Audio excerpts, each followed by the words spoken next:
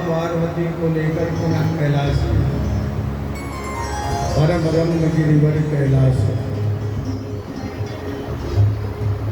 तीर्थ यात्रा का बड़ा महत्व। वर्ष में वैसे तो हर महीने में तीर्थ यात्रा करनी चाहिए। हर महीने में कभी बियानी जी चले जाओ, कहीं खाटू जी चले जाओ, जाते ही हो।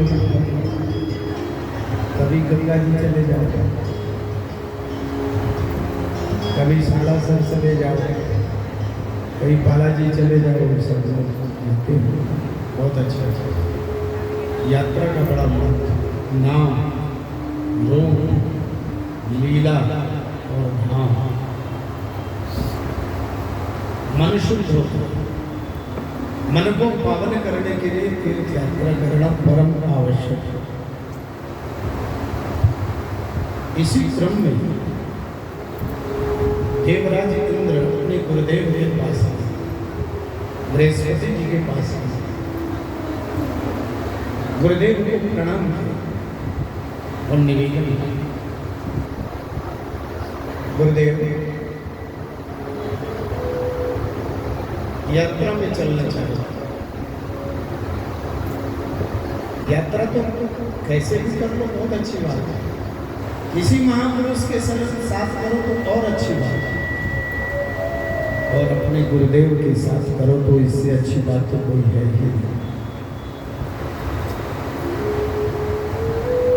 कल से हमारे पूर्व विधायक जी कह रहे हैं कि अमरनाथ चलें। हमने कहा इच्छा तो बहुत है, लेकिन लगातार कथा है, और इसके बाद में वहाँ चले जाएंगे। श्रीशैलम वहाँ से लौटेंगे प्रीतमपुरा में, और वहाँ से लौटेंगे हरिद्वार में। तब तक में वहाँ पूरा हो जाएगा।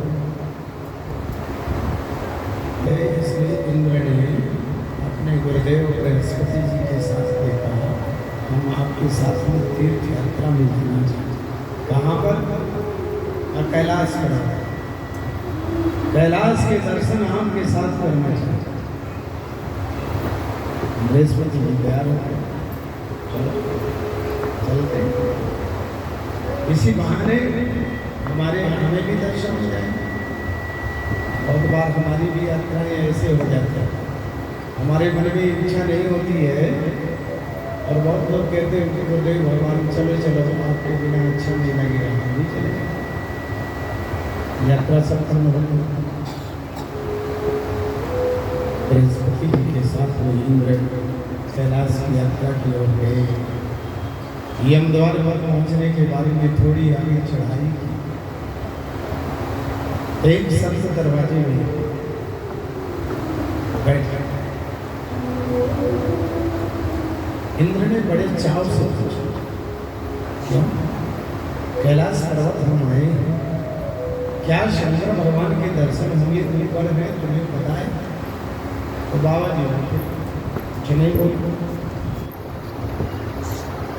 इंद्र ने दोबारा पूछा कि मैंने पूछा तुमसे बताओ, क्या भगवान भोलेनाथ ऊपर है कैलाश?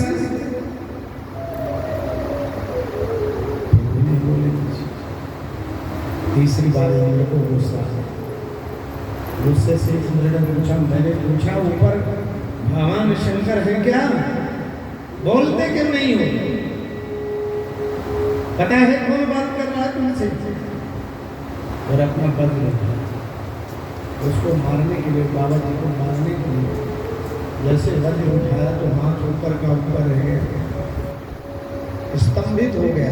अब नीचे ही हाथ रहा, वज्र समय भगवान जी बन गए।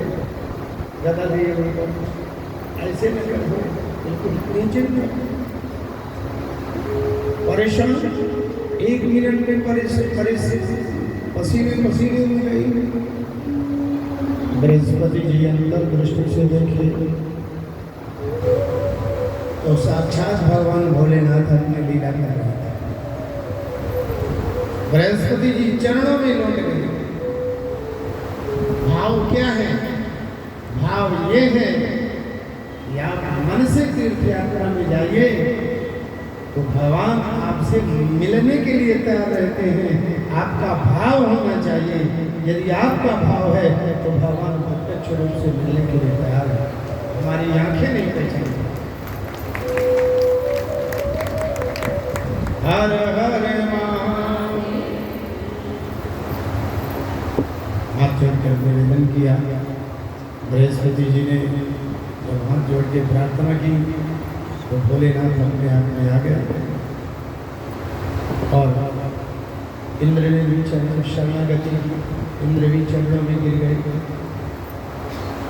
बृहस्पति जी ने कहा, ये अज्ञानवश आपको नहीं पहचान पाए, इनको आप माफ करके जीवन दान दीजिए।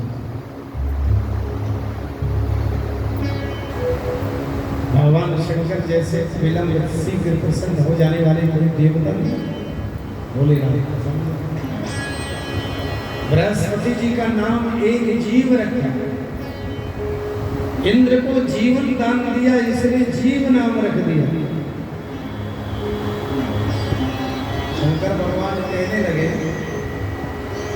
मैंने माफ को कर दिया, लेकिन मेरे क्रोध से जो आंखों में जल गिरा, आंखों में जल निकला, उसे कहाँ डालूं? ये बोला। गुरुदेव ने कहा, प्रभु ये तो हाथ में मिला, आप जानो कहाँ डालोगे, क्या करो? तो शंकर भगवान ने उस जल को समुद्र में डाल दिया। तो समुद्र के किनारे से बालक का जन्म हुआ, जिस बालक का नाम विश्वामित्र जी ने जलंधर रखा। और बालक इतना रोने लगा, इतना रोने लगा।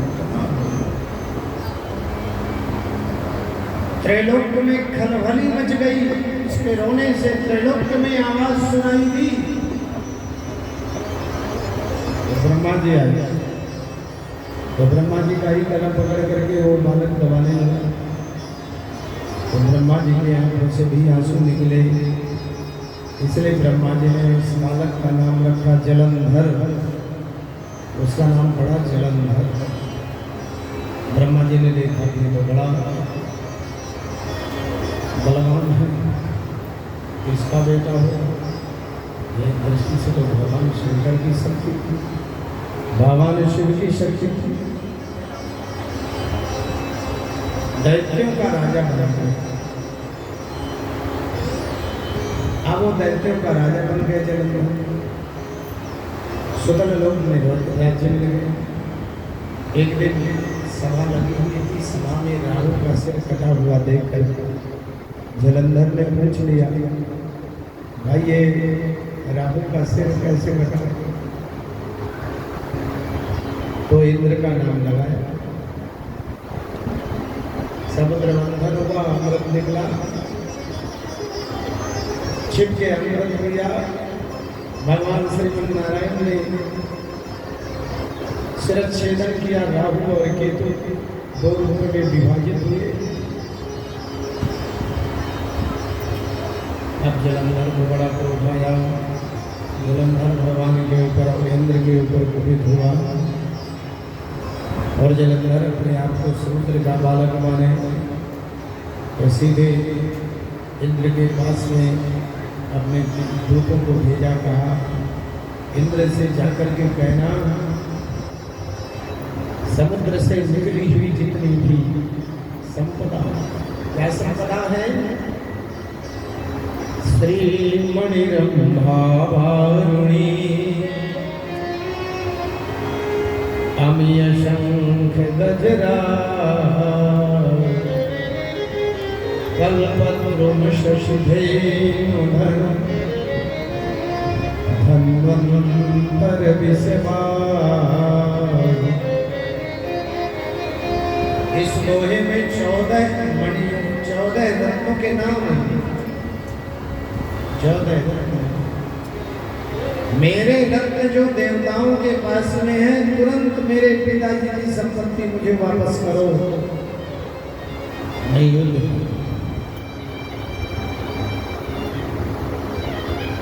यह संदेशा इंद्र को मिला और गांधा देवी की बेटी सती वृंदा के साथ में जलंधर का विवाह संपन्न हुआ। सती वृंदा इतनी साध्वी थी, इतनी पवित्र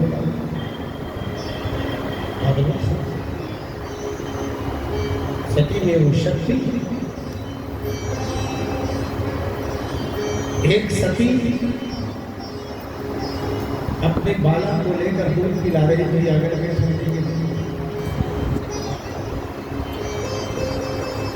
अग्निहोत्री थे। अग्निहोत्री कहते हैं जो दैनिक यज्ञ करता है, उसके घर में हवन कुंड होता है। आंगन में हवन कुंड था। पतिदेव थके मादे आ गए, पत्नी सेवा कर रही, पति को थोड़ी झपकी सी आई, गोद में मस्तक रख करके पत्नी के वही सो। अब बच्चा खेलता खेलता मातृशक्ति में पतिव्रता की कितनी शक्ति है ये भाव बता रहा है। और बच्चा खेलता खेलता हवन कुंड में जहां आग धधक रही उधर गया। उसे लगा कि कहीं ऐसा ना हो कि बच्चा अग्नि कुंड में कूद जाए, धोखे से, और ऐसा ही हुआ। अग्नि कुंड में बच्चा कूद गया, लेकिन पत्नी ने पति को नहीं जगाया। अब सोचिए, बालक को जल गया, परीक्षा की धर्म उठ के देखने गई, बालक तो जल गया होगा, लेकिन उस पतिव्रत धर्म के कारण बालक अग्नि के लपटों में खेल रहा, अग्नि से खेल रहा। उठाया, ऐसे लेके आई, पति ने पूछा क्या हुआ? आपके विश्राम में व्यवधान ना हो, इसलिए मैंने बच्चे को नहीं पकड़ा, अग्नि कुंड में कूद गए। लेकिन भगवान की अपनी कृपा नहीं बताई, भगवान की कृपा से सुतम पदंतम प्रसवीक्ष पावके नमो दयामास पतिव्रता। ऐसी पतिव्रता सती थी, पति को मानने वाली एक पत्नी थी। तो चावल छाट रही थी मूसल से, ऐसे मूसल से चावल बनाए जाते हैं। इनमें से बहुत माताएं तो मूसल ही देवियां, बहुत मूसल ही न देखी हो कि मूसल क्या होता है। देखा है आप लोगों ने मूसल? ऐसे से नहीं रहा।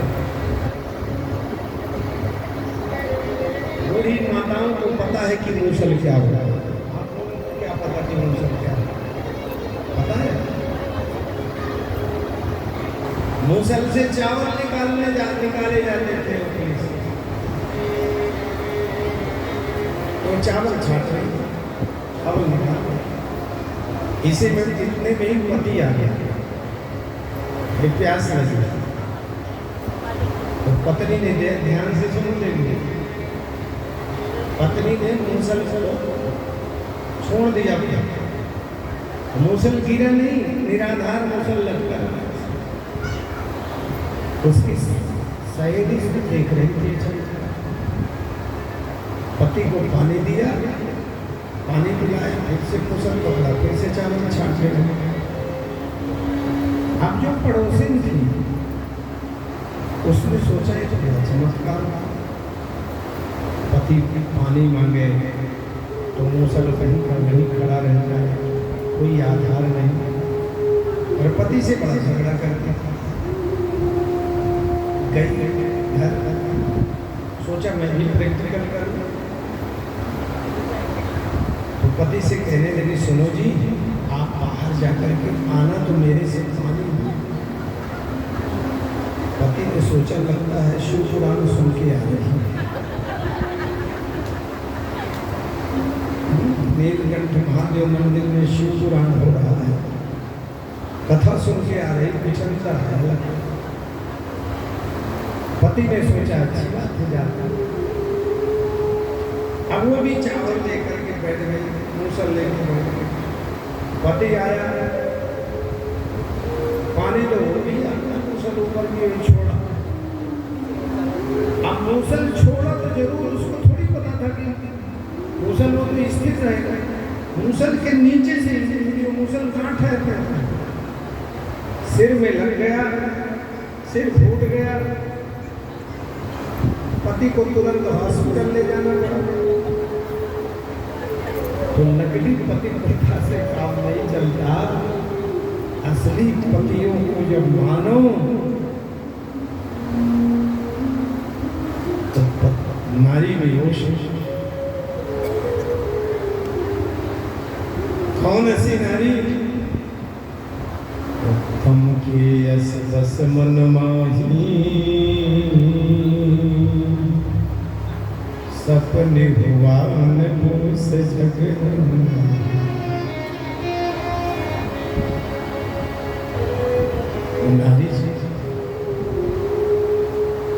नारी जगत का आदर्श। देवियों, शिव पुराण का संकेत है, प्रारब्धानुसार हमें पति मिले। पति को कभी कटु वचन नहीं देना, कड़वे शब्द नहीं बोलना, पति को मीठे शब्द बोलो। और पति भी पत्नी को मीठे शब्द बोले, गाली गलौज करके बात मत करे। ध्यान से सुनो, जितने पति बैठे हो, कमें पति बैठे हो, पत्नी ज्यादा बैठे। कभी भी जिसके घर में गाली गलौज होती है, उसके घर से लक्ष्मी निकल जाती है। इसलिए पत्नी को कभी गाली गलौज करके बात नहीं करना चाहिए।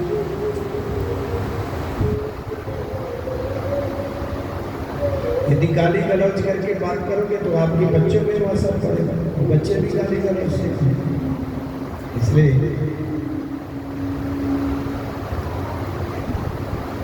बड़े प्रेम से, बड़ी माधुर्यता से घर का व्यवहार रखना चाहिए, ताकि आगे आने वाली पीढ़ी हमारी व्यवहारिक। वाणी तो अनमोल है, जो कोई बोले बोल, किए पट अंतर खोल के फिर मुख बाहर। प्रेमैव परमेश्वर। नारी जगत के लिए कभी कड़वे शब्द पुरुष ना बोले, और नारी जगत कभी पतियों का नाम ना ले। आजकल की बहु बेटियों में एक सभ्यता बनी है, पति का नाम लेती है जैसे कोई नौकर, पति को नौकर जैसे नाम लेती है। किसका नाम नहीं लेना चाहिए और किसका लेना चाहिए ये भी जानते। पत्नी को अपने पति का नाम नहीं लेना चाहिए। और सच बात तो यह है कि पति को भी अपनी पत्नी का नाम नहीं लेना, इसलिए अलग नाम रखना चाहिए। अब आत्मनाम गुरोर नामो पत्नी पुत्र कलत्रयो। अपने गुरुदेव का नाम नहीं लेते, इसलिए श्री श्री लगाते हैं, फिर गुरुदेव का नाम लेते हैं। अपना नाम भी लेने के पूर्व भगवती स्मरण करके नाम लेना चाहिए। और अपने जेठे बेटे का नाम नहीं लेना चाहिए, उसका भी नाम अलग रखना चाहिए, नाम लेने वाला अलग। और नाम भक्ति परक, भगवत परक, राघव माधव त्रिपुरारी शंकर शिव, ऐसे नाम रखना चाहिए जिनका कोई आशय नहीं है। ऐसे नाम को नहीं रखना चाहिए। और धोखे से रख गए हो तो नाम परिवर्तन की बातें आती हैं, नाम परिवर्तन कर सकते हैं। नाम बदल सकते हैं।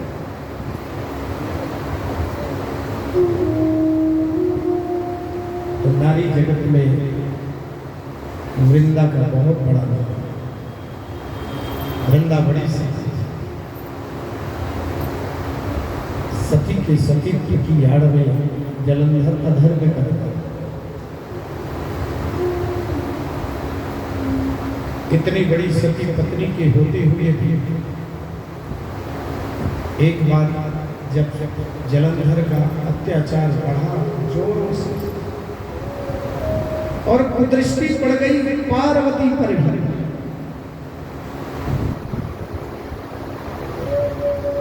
तो पार्वती को लेने के लिए ही जब झपटा तो पार्वती जी अदृश्य हो गई। पार्वती शक्ति को कैसे प्राप्त कर सकता? जलंधर जैसा लेकिन पार्वती जी भगवान नारायण के पास में गई और भगवान विष्णु के पास में जाकर के निवेदन किया, जिस मार्ग को इस जलंधर ने अपनाया है, मेरी आपसे प्रार्थना है उसी मार्ग का आप अवलंबन सहारा लेकर के जब तक वृंदा के सतीत्व का आप हनन नहीं करेंगे तो संसार की नारियों की दुर्दशा कर देगा ये। इसलिए समर्थ को नहीं दोष गोसाई रवि सुरसरी पावक की नहीं। आप सती वृंदा के शील का हरण करें। सर्वज्ञ भगवान नारायण ने जलंधर का ही रूप धारण करके सती वृंदा के शील का हरण किया तो सती वृंदा समझ गई। सती वृंदा ने भगवान को श्राप दिया, अरे हे विष्णु, तुमने मेरे शील का हरण किया है, इसलिए मैं श्राप देती हूं, जाओ पत्थर के बन जाओ। तो भगवान विष्णु कहते हैं, सती वृंदा, हमारा स्नेह, हमारा प्रेम कभी निरर्थक नहीं था। हमने तुमको यदि प्रेम किया है तो पत्थर रहने के बाद भी हम तुमसे स्नेह नहीं छोड़ेंगे, और हमने यदि तुम्हें स्वीकारा है तो हम भी तुम्हें तुलसी का बिरवा बनने के लिए प्रेरित कर रहे हैं, जाओ तुम तुलसी बन जाओ। तो सती वृंदा बन गई तुलसी। भगवान कहते तुम्हारे बिना मेरा भोग नहीं लगेगा। गांडकी नदी के जितने भी पाषाण बिक रहे हैं वो सब शालिग्राम माने जाते हैं, और नर्मदा नदी के पत्थर सभी शंकर माने जाते हैं। अभी हमारी 7 सितंबर से और 14 सितंबर तक मुक्तिनाथ में कथा है। मुक्तिनाथ की पहले पोखरा है, पोखरा से मुक्तिनाथ की यात्रा कराएंगे और वहाँ श्रीमद् भागवत जी की कथा सुनाएंगे। बहुत लोग जा रहे हैं, तीर्थ यात्रा भी करेंगे और कथा भी सुनेंगे। वहाँ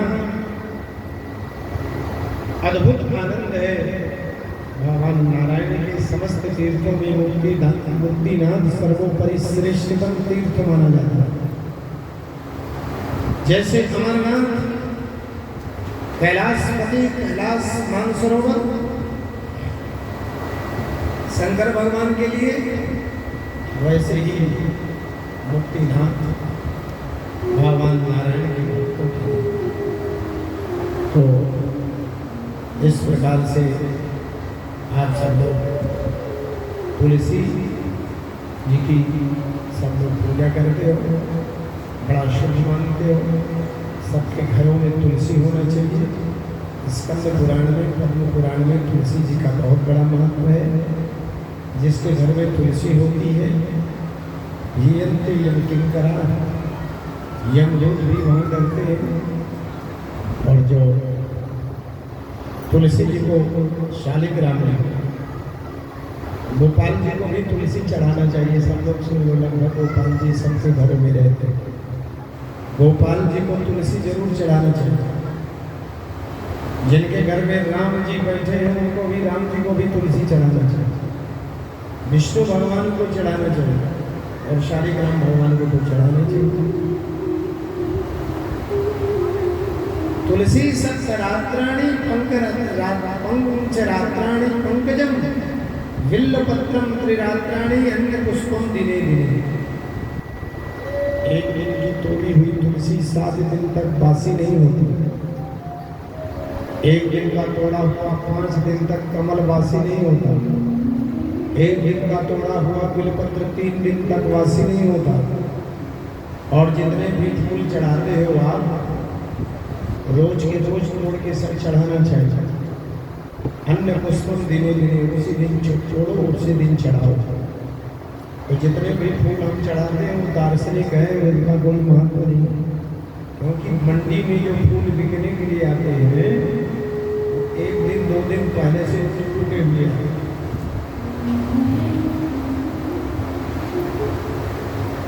हजारों पुष्पों के कमल का महत्व आता है। हजारों पुष्प न चढ़ा करके एक कमल का पुष्प यदि हमने चढ़ा दिया तो सभी पुष्पों के बराबर इतना महत्व कमल पुष्प बिल्कुल। तो भगवान श्री नारायण को तुलसी जी और शंकर भगवान को निरंतर हमने और निवेदन किया था, उन्होंने निवेदन कर रहे विल्ल वृक्षों को बढ़ाओ। विल्ल वृक्ष लगाने का बड़ा महत्व, विल्ल पत्थर जिसे आप लोग कहते हैं, विल्ल वृक्ष लगाने का बड़ा महत्व है। ज़्यादा से ज़्यादा लगाना चाहिए। हर वर्ष 2-4 जो समृद्ध लोग हो, भगवान की कृपा है। जैसे हमारे घनश्याम जी बैठे हैं, विधायक जी बैठे हैं, गोपाल जी बैठे हैं, आप सब लोग बैठे हैं, ज्ञान जी वगैरह से राकेश जी, बिल्व पत्र जरूर लगाना चाहिए। बिल्व का पेड़ लगाओ, माली से लगवाओ, उसका खर्चा दो। बिल्व पत्र लगाने का बहुत बड़ा पुण्य है। जिस परिवार में बिल्व पत्र लगाया जाता है आने वाली पीढ़ी कभी निर्धन नहीं होती। जिसके द्वारा आम का वृक्ष लगाया जाता है सदा घर समृद्ध रहता है। जिसके द्वारा आंवले का पेड़ लगाया जाता है उसके घर में अकाल मृत्यु नहीं होती और अमर फल कहलाता है। जिस घर में बड़ वृक्ष और पीपल का वृक्ष जिसके द्वारा लगाया जाता है, एक बड़ी सबसे बड़ी समस्या है। घरों में वैसे लगाओ तो पीपल का वृक्ष वट का वृक्ष नहीं तैयार होता और घरों में तैयार होता। सोमवार को छोड़कर पीपल के छोटे वृक्ष को विसर्जित करने में घर के ऊपर लगाए कोई पाप नहीं, उसको निकाल देना कोई भी पाप नहीं लगेगा। उसको हमने रोपित नहीं किया। रोपित वृक्ष को निकालने में पाप है। घर में हमारा वो वृक्ष कहते ना, कहावत है घर का पीपल बन गया। तो छोटे से वृक्ष को विसर्जित करने पर यदि बड़ा वृक्ष बन गया है तो बड़ा वृक्ष भी विसर्जित करने का, वृक्ष सजीव माने जाते हैं, बड़ा वृक्ष विसर्जित करने का भी संकेत दिया है। पहले हमें वृक्ष रोपण करना चाहिए और फिर वृक्षों को उजाड़ना चाहिए। इस प्रकार से इन वृक्षों का जो महत्व है अपने घर के आसपास में, दूर में, बाग बगीचे में पीपल और वट वृक्ष को लगाना चाहिए। आम का बगीचा लगाना चाहिए, आम्र वृक्ष लगाना चाहिए और भी फलदार वृक्ष लगाने का बड़ा महत्व है। उन वृक्षों को लगाना चाहिए। शोधकरण में इसका बहुत बड़ा बगीचा लगाने का, वृक्ष लगाने का, जलाशय बनाने का, इनका बहुत। और जीवन में हमको भगवान ने यदि इस योग को बनाया है तो धर्म के सभी काम हमको करना चाहिए। हमारे द्वारा बाग लगना चाहिए, हमारे द्वारा जलाशय बनना चाहिए। यही जीवन का सार है। पहले के लाला लोग, पहले के राजा लोग, राजा महाराजा लोग जो काम करके गए हैं, आज के समृद्ध लोग, बड़े समृद्ध लोग भी नहीं कर पाते। समृद्धि होती थी तो उस जलाशय बनाते थे, बहुत बड़े बड़े तालाब बनवाते थे, तो आज के समय में नहीं। आज भी बनना चाहिए। जल की आज और ज्यादा जरूरत है। पहले के लोग बाग बगीचा लगाते थे, आज के समय में बाग बगीचा कम लगता है। बाग बगीचा लगाना चाहिए, क्या लगना चाहिए, जलाशय बनना चाहिए। वृद्धाश्रम नहीं बनना चाहिए, वृद्धाश्रम मजबूरी में बनाए जाते हैं। अपने घरों में वृद्धों को रखना चाहिए, बड़े बूढ़े को सम्मान करना चाहिए, आदर करना चाहिए। यह सब शिव पुराण का भाव है। जिसके घर में बड़े बूढ़ों का सम्मान होता है, माता पिता का सम्मान होता है, आदर संस्कार होता है, उसके घर में किसी प्रकार का कोई अभाव नहीं। इस प्रकार से अद्भुत शिव पुराण में व्यवहारिक जीवन में अनंत कथाएं आती हैं। हमारे जीवन जीने की सारी कलाएं, हमें कैसे जीना, हमें कैसे रहना चाहिए, इन कथाओं के माध्यम से यदि हमने सुना है और अपने जीवन में उतारा है तो लोक भी बनता है और परलोक। अब आइए नंदकेश्वर भगवान के चरणों में सनत कुमार ने निवेदन किया कि आपने स्वामी कार्तिक जी की कथा सुनाई, अब आप कृपा करके गणेश जी की कथा, गणेश जी के उत्पत्ति की कथा सुनाई। गणेश जी का कैसे प्राकट हुआ, ये अद्भुत कथा को आपने सुना। बोलिए गणपति भगवान की जय हो। एक दिन जया और विजया पार्वती की सहेलियों ने पार्वती जी से निवेदन किया, ये जगदम्बे शंकर भगवान के अनंत गण हैं, वो अनंत गण भगवान शंकर की बात मानते हैं और आपकी बात को मानने वाला कोई भी ऐसा गण नहीं है जो आपकी बात को माने। इसलिए आपसे निवेदन है, आप भी कोई अपना सेवक तैयार करें जो आपके अनुसार चले। माँ जगदम्बा ने कहा बात तो ठीक। समय व्यतीत हुआ, एक दिन शंकर भगवान पार्वती जी के स्नान करते समय ही आ गए। अब पार्वती जी को लगा कि मुझे जय विजया की बात माननी चाहिए।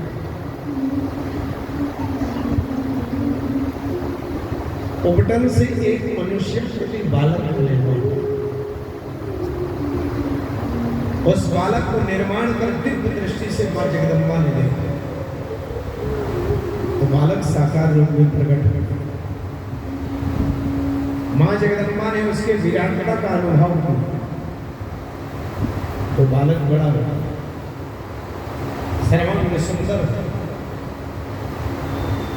हाथ जोड़कर मां जगदम्बा को प्रणाम किया, पार्वती को प्रणाम किया बालक ने और मां से पूछा, मां मेरे लिए सेवा बताइए, मैं क्या सेवा।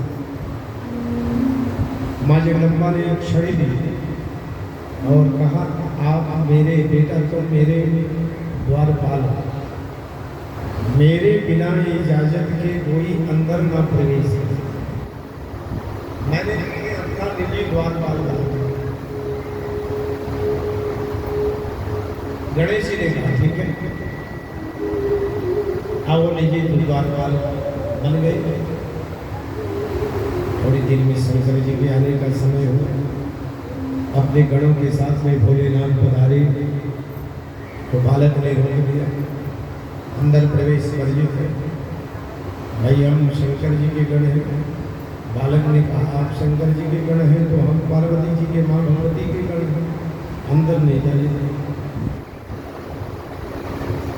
जब तक मांगे की इच्छा नहीं होगी आप अंदर में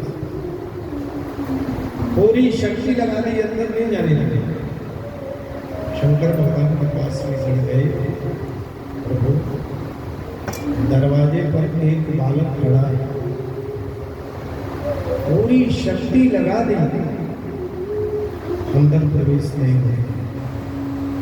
शंकर भगवान ने सहज में ही समझा कि सहज में कोई बालक होगा। भोलेनाथ ने कहा बालक को समझा बुझाना, ना माने हाथ पकड़ कर दिया लगता चले जाओ। बालक में कौन ऐसी विशेष शक्ति होती? जाकर के समझाया बुझाया, कायिक बालक माने पूरी शक्ति लगा दी। बालक ने तब गणों ने जोर लगाया, तो बालक ने सबको भगा दिया। भगवान शंकर के बलिष्ठ गण पराजित हो गए उस बालक से। शंकर भगवान के पास खबर गई, प्रभु वो बालक कोई सामान्य नहीं दिखता, हमारे गण सबको परास्त कर दिया। वो बालक आत्मबल लेकर एक छड़ी के साथ शंकर भगवान ने प्रचंड नंदी भृंगी को भेजकर नंदी भृंगी भी परास्त होकर के लौट आए। शंकर भगवान खुद गए, समझाने बुझाने और युद्ध के बावजूद भी उस बालक से शंकर भगवान परास्त।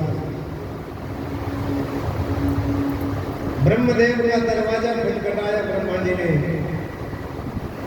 बाहर निकले ब्रह्मदेव, क्या बात है भोलेनाथ, आप याद कर लेते वहीं से हम ही आ जाते। काम आया, बिल्कुल 1 मिनट की फुर्सत नहीं। दरवाजे में किसी बालक ने ऐसा कब्जा किया है कि हम समेत पूरी सेना परास्त, आपकी मदद लेने आए।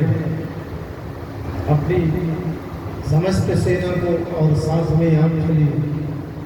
ब्रह्मदेव तमाम सब सैनिकों के साथ में जाते हैं और उस बालक से परास्त होकर भी लौट गए।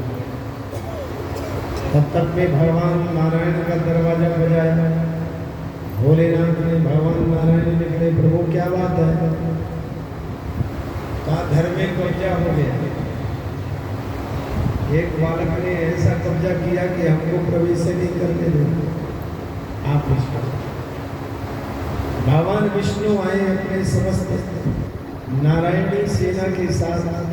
देखो ये शिव की माया है, सबके अहम को भगवान एक के द्वारा समाप्त करा। एक सामान्य पार्वती का लल्ला सभी को परास्त कर। भगवान विष्णु समेत समस्त सेना पराजित हुआ।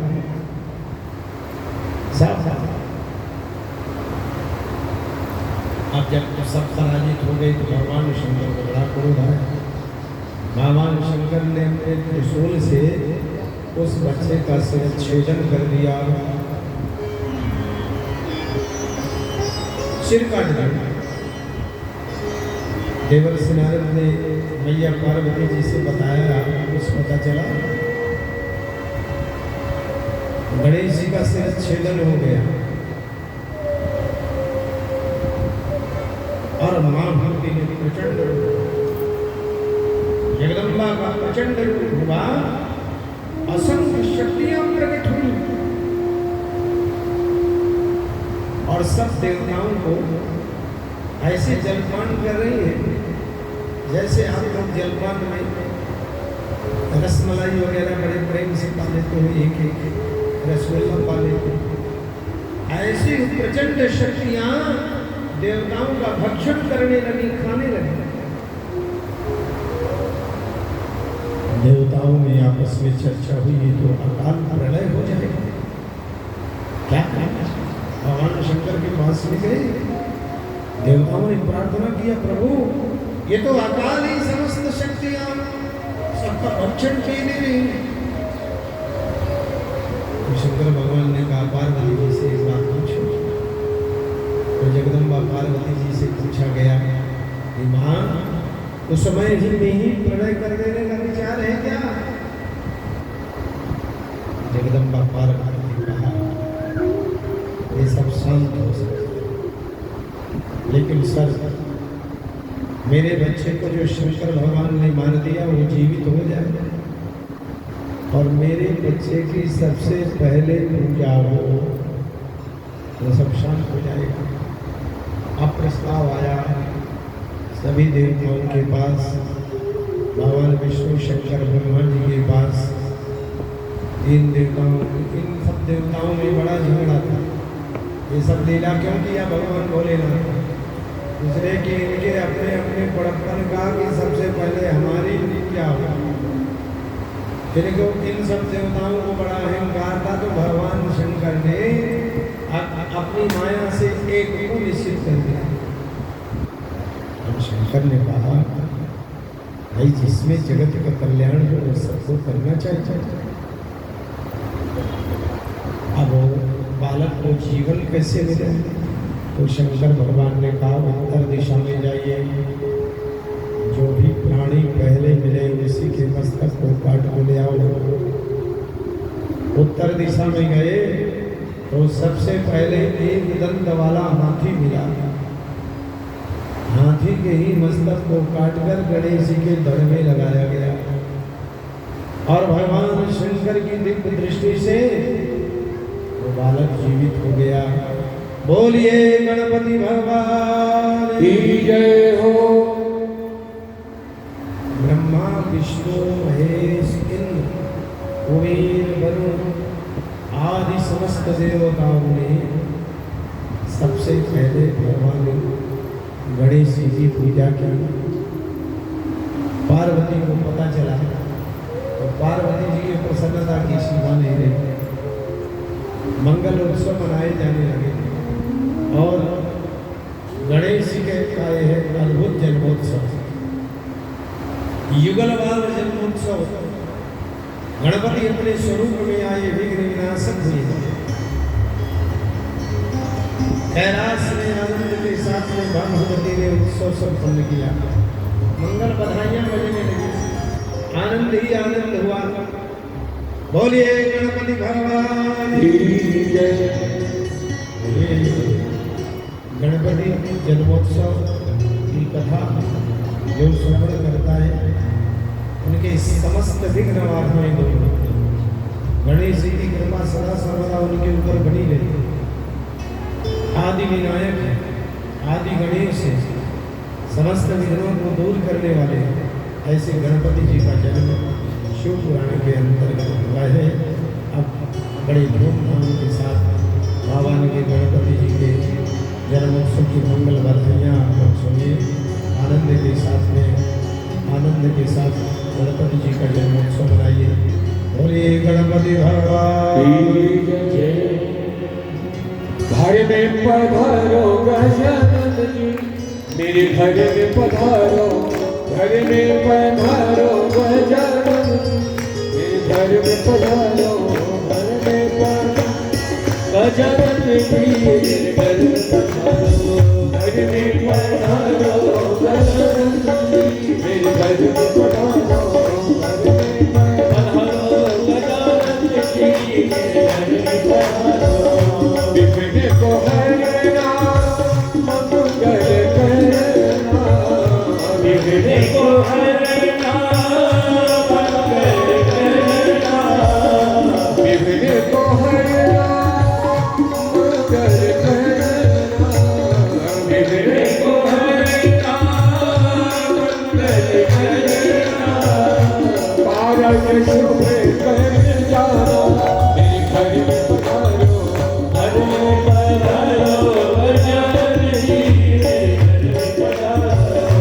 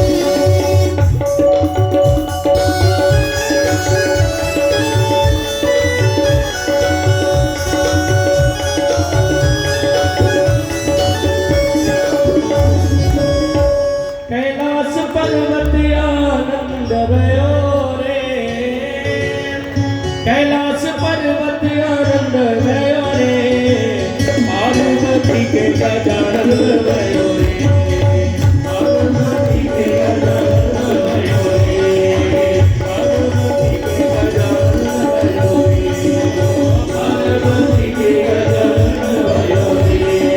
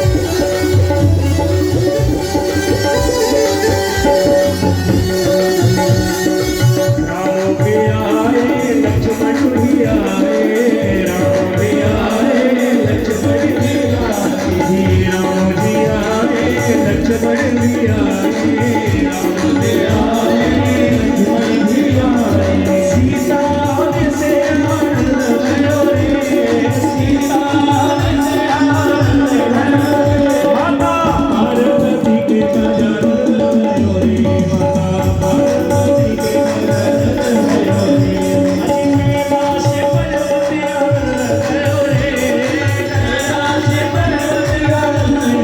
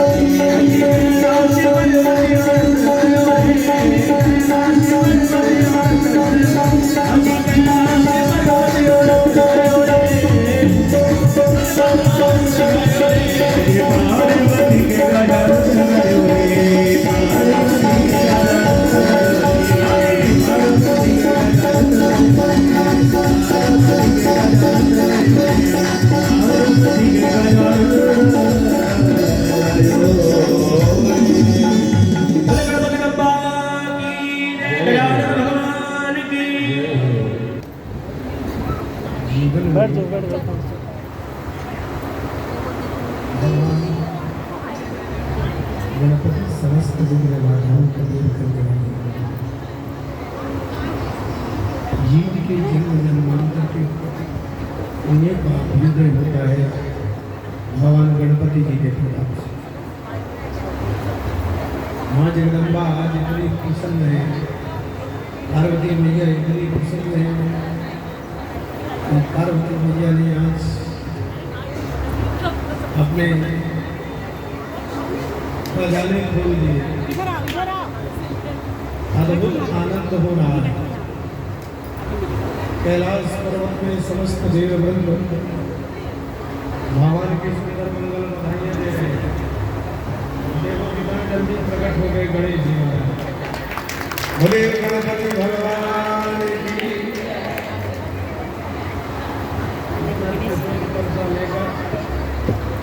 गणपति जी प्रकट हो गए। अब हमारे कुशल मंच संचालक और हमारी तमाम संस्थाओं की व्यवस्थापक और अच्छे आचार्य उमेश पाठक जी बहुत विधि विधान के साथ पूजन पाठ कराते हैं, पूरा दायित्व के साथ में अनुष्ठान करा रहे हैं। ऐसे आचार्य उमेश जी आ गए हैं। गणेश जी की पूजा कराएंगे, फिर मंगल बधाइयाँ सुनेंगे, फिर स्तुतियाँ सुनेंगे। आगे के जो कार्यक्रम होंगे, सम्मानित जन आज हमारे चतुर्भुज जी, ज्ञानी जी, गोपाल जी, साधुराम जी और पूर्व विधायक जी यहाँ और हमारे एमसीडी से माननीय श्री प्रवेश भाई जी जो हमारे बड़े प्रेमी हैं, पुराने बड़े प्रेमी हैं। इनके लिए जोरदार तालियां बजाइए। प्रवेश भाई यहाँ सब उपस्थित हैं, ये सब लोग सम्मानित जन। और सच बात ये है, जिनके प्रयास से ये शिव पुराण मेला लगा हुआ, कथा तो हो ही रही है, शिव पुराण मेला लगा दिया। श्री पवन